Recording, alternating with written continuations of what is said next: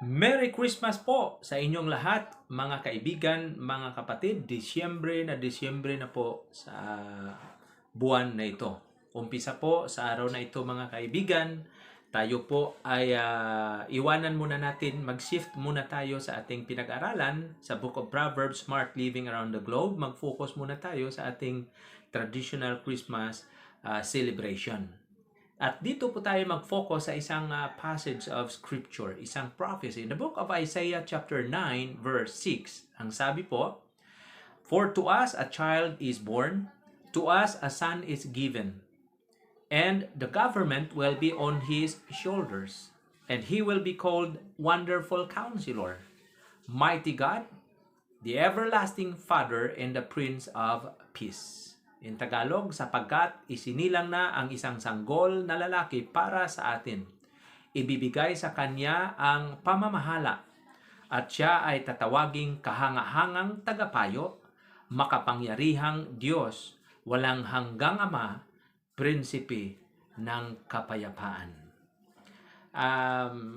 Sabi ng isang babae, anong gusto mong gift this Christmas? Sabi ng lalaki, relo. Sabi ng girl, may relo ka naman ah. Sabi ng lalaki, kasi sinira mo relo ko eh. Sabi ng babae, ha? Paano ko sinira? Sabi ng lalaki, tuwing kasama kasi kita, tumitigil ang oras ko. Okay. So, ang ating pamagat ngayon sa ating Christmas message ay All I Want for Christmas. Di ba? Pag kayo po ay mag-YouTube, titingnan po ninyo sa YouTube yung kantang All I Want for Christmas. Siguro baka si Mariah Carey may awitin na gano'n, no? So, how would you fill in that blank? All I want for Christmas, blank. Siguro sa mga bata, all I want for Christmas, ang lahat ng gusto ko sa Christmas na ito ay siguro sa mga bata, toys, pagkain, bagong damit, sapatos, lalo na bagong cellphone, tablet, or anumang klaseng gadget. Sa mga matured naman, baka gusto talaga nila magkapera, damit, or gadget din, sasakyan, bike, kasi uso yung magbabike ngayon, motorsiklo, or even house in lot, girlfriend, boyfriend, Mr. or Mrs., etc. Kaya nga sabi ng lalaki, parol ka ba? Sabi ng girl, bakit? Sabi ng boy, kasi all these years, ikaw pa rin ang nakasabit sa puso ko. Mga kaibigan, alam ba ninyo na isinulat ni Propeta Isaiah ang Christmas passage na ito, ang Isaiah 9:6, nearly about 700 years before the very first Christmas. Dahil dito, ito ay tinatawag ng mga theologians na messianic prophecy. Ito po ang isang term given to describe a prediction about the coming of the Messiah, the Son of God. So napakahalaga po ito ngayong Pasko because prophecy provides for us some of the strongest verification that Jesus is who He claimed to be. Tingnan natin ulit yung Isaiah 9 verse 6 to 7. For to us a child is born, to us a son is given, the government will be on his shoulders, and he will be called Wonderful Counselor, Mighty God, Everlasting Father, and the Prince of Peace. Of the increase of his government and peace will be no end. He will reign on David's throne and over his kingdom, establishing and upholding it with justice and righteousness from that time on and forever. The Word of God. So, kaya sa araw po na ito, pag-aralan natin ang the very first name in this passage given to describe Jesus. Ano po ang first name described to Jesus? Pag-aralan natin ang ibinigay na pangalan na Wonderful Counselor o kahangahangang tagapayo. So all I want for Christmas, ito po ang specific topic natin for today, all I want for Christmas is someone to advise me. Ang lahat na kailangan o gusto ko sa Pasko ay isang tao na magbibigay sa akin ng payo. So ang word na wonderful in Hebrew literally translates as beyond understanding. Parang hindi talaga maunawa. Napakahirap para po sa atin to comprehend what a wonderful counselor God is. Ang ibang translation rito ay is miraculously marvelous. Yan po. So, ang term na wonderful counselor, mga kaibigan, mga kapatid, was referring to royalty or dugong bughaw. Therefore, wonderful counselor would be the one who miraculously lead. Siya po ay isang nagbibigay ng direction. So, we have a king named Jesus. Gusto niyang gabayan ang inyong buhay at bigyan kayo ng payo. Kaya ngayong Pasko, all we want is someone to advise us. Bakit kaya kailangan natin ng advice? Doon po sa Amerika, hindi pa ako nakapunta doon, nabasa ko lang. Dumarami po ang mga Christian counselors or psychiatrists, hindi lang naging tripled, naging quadrupled pa. At kahit pa yung mga secular counselors or secular psychiatrists, dumarami rin. Why? Because sa Amerika po, stress, nagkaroon ng stress, broken relationships, experience sa mga tao, grief, and unbearable pressures are no respecter of persons. Walang pinipiling tao ang stress. No? Mayroong mga sirang relationships, kalungkutan, at ang mga mabibigat na mga pressure. So we all need someone to advise us, lalo na ngayong Pasko. Lalo na ngayon ng panahon ng COVID-19 na maraming nawala ng trabaho, marami ang naghihirap ngayong may pandemic. So whether we are willing to admit it or not, we all want godly counsel and advice, and Jesus came to do just that sa Isaiah 9:6 because He is our wonderful counselor. So all we want for Christmas is someone to advise us. Alam ba ninyo na maraming nagpapakamatay kung Christmas season sa buong mundo? Dahil siguro malamig ang panahon, maraming nadidepress during Christmas season.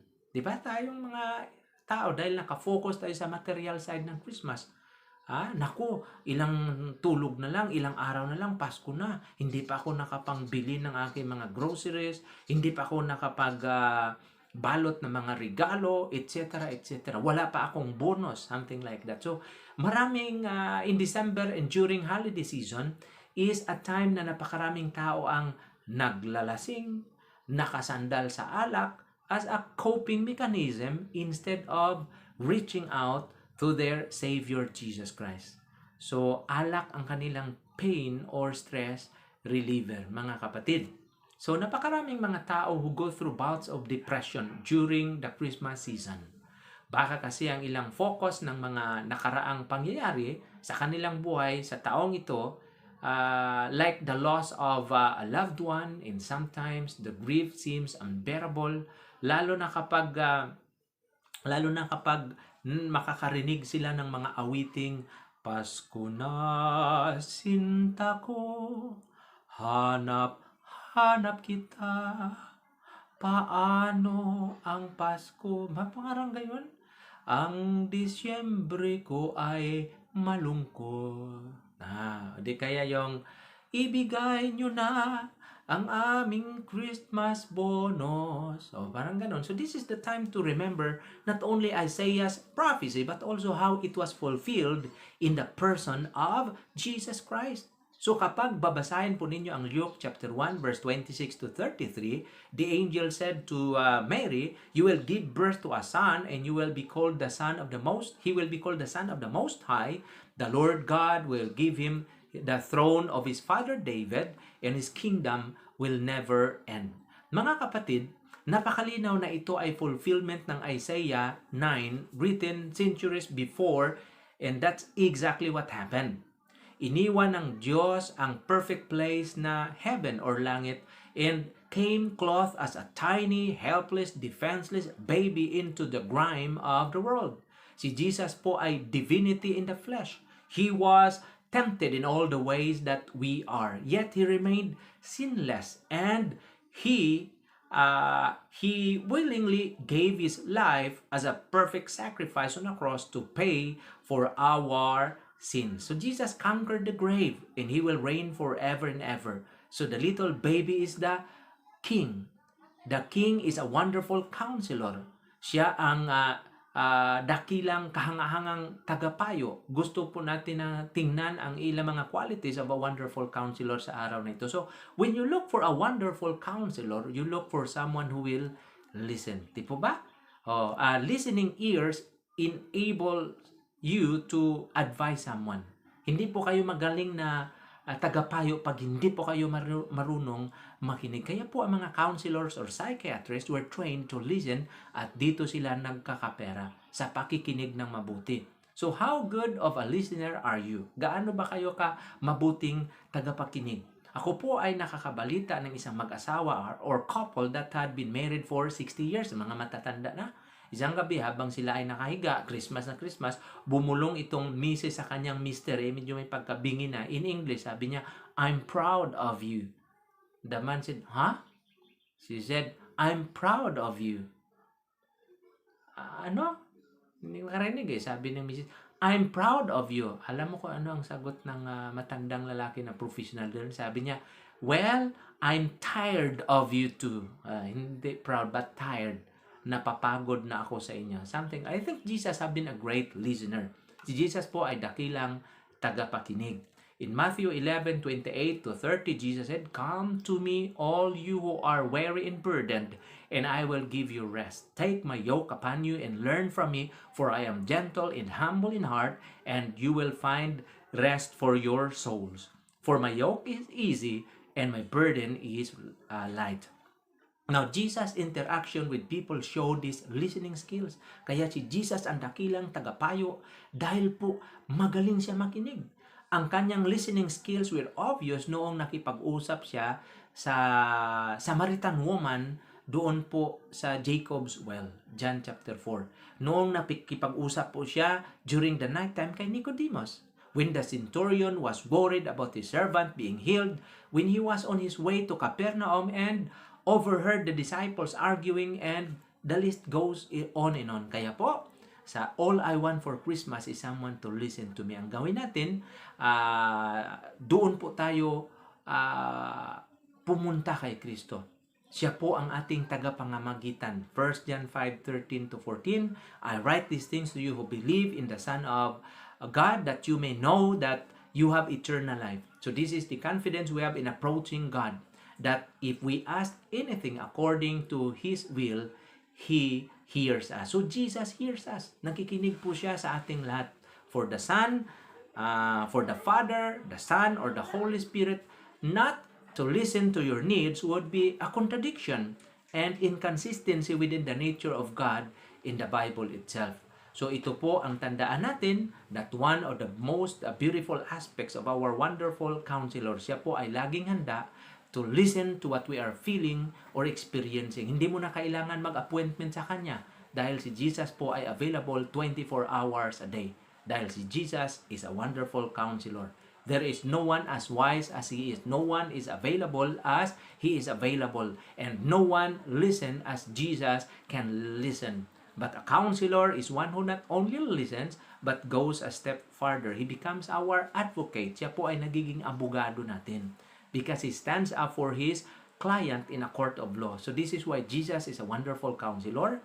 He is our advocate. He has the ear of God Himself. Kaya, sa araw po na ito, all I want for Christmas is someone to listen to us. And that is Jesus Christ. Tayo po ay manalangin. Oh Lord, we pray now that you would open our hearts, open our minds, open our eyes and ears to receive the good news about Jesus Christ, that we may receive and rest upon Him as He is our wonderful counselor.